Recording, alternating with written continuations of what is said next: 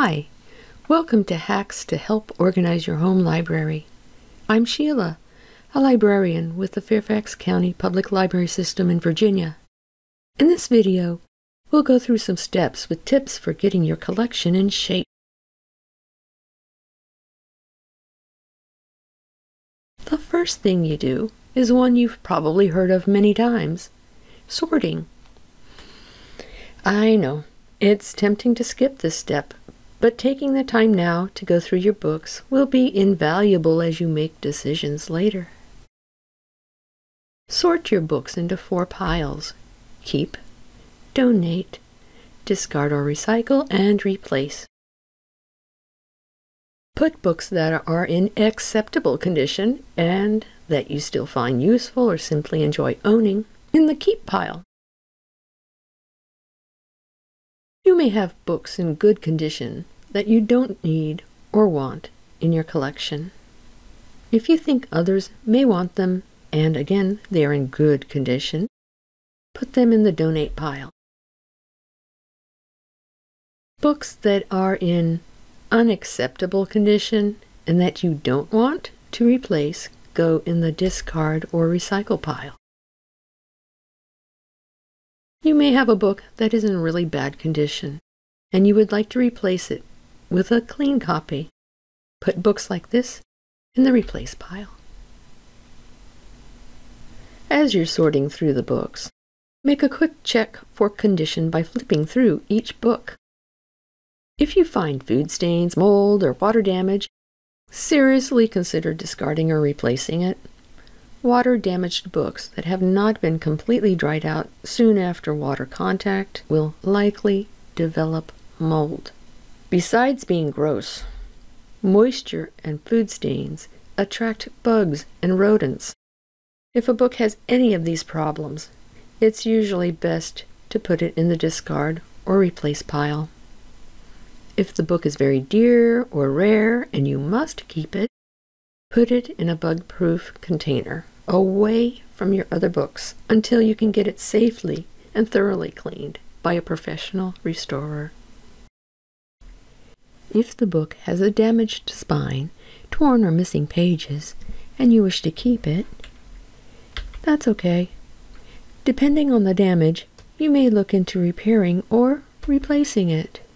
As long as there aren't any food stains, mold, or water damage, it should be possible for you to shelve this book as it is without presenting a hazard to your health or the other books in your keep collection. Consider discarding or recycling if it's a book that you aren't sure about keeping. It's best not to donate a damaged book unless you know for sure it is wanted by the place to which you plan on donating it. As you go through your collection, write down words that you think describe the kinds of books that you have.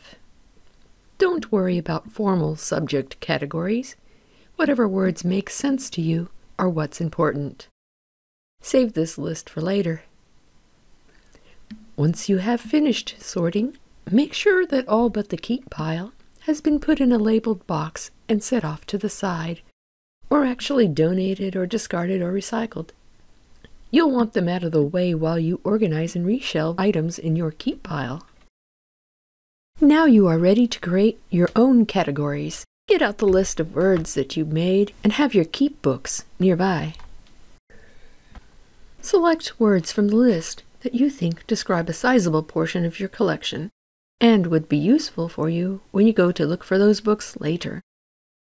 If you need more ideas as to how to categorize your books, an easy way to get ideas is by going to the internet and searching using the phrases fiction genres and non-fiction genres.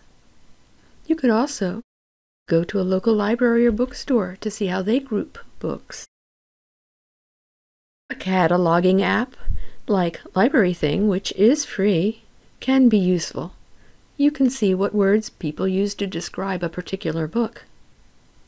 If you want a more thorough treatment of nonfiction, try looking at subject headings used in systems such as the Dewey Decimal and Library of Congress. A lot of public libraries, such as the Fairfax County Public Library, use the Dewey Decimal. A lot of university libraries use Library of Congress's system. There are even more systems out there. To find them, do an internet search on library classification systems. But it is a good idea to keep things simple at first.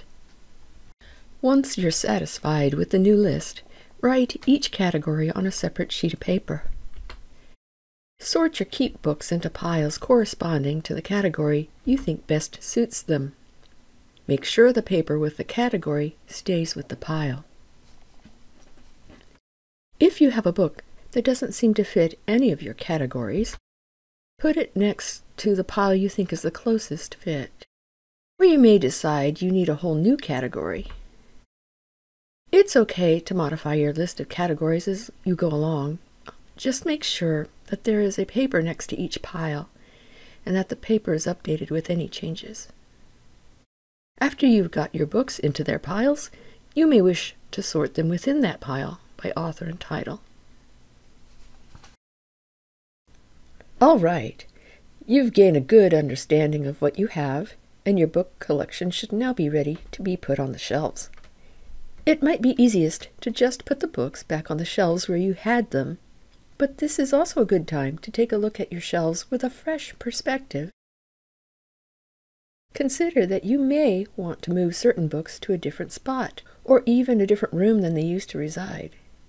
For example, if you've got books on birdwatching and nature, you might want to put them near a window that looks out onto trees or a bird bath. Books on things like financial management could be placed near your home computer, if that's where you actually manage your finances. I like having a small shelf next to a favorite chair in a comfy spot. You could fill it with a mishmash of books you find inspiring, like reading again and again, or would like to read someday. Whatever works best for you is key. Sometimes you just have to experiment a little. Leaving some space on your shelves is important. It gives you the flexibility to add or rearrange books more easily.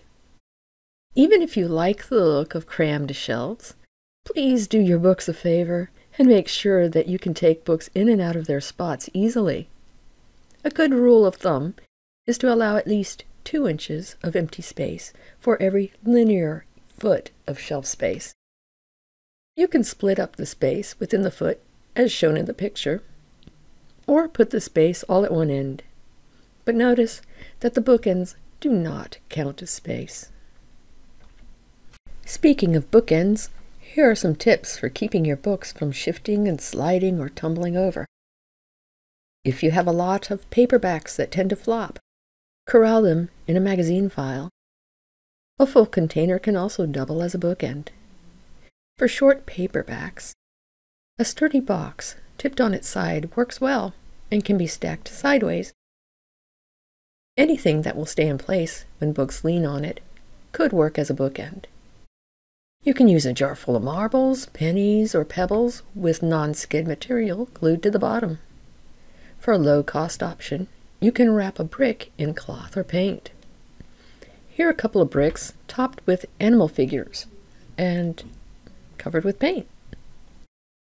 Books aren't just for the ends of the shelf. Placing bookends in the middle of the shelf can really help stop books from tipping and sliding. Once you've got your books in place, you might want to add some finishing touches. Here are a couple of ideas. Put bookmarks in a pleasing container and place on a shelf. Place some items that reflect the subject matter on the shelf with the books. For example, you could put a dragon with your collection of fantasy novels or a magnifying glass with mysteries.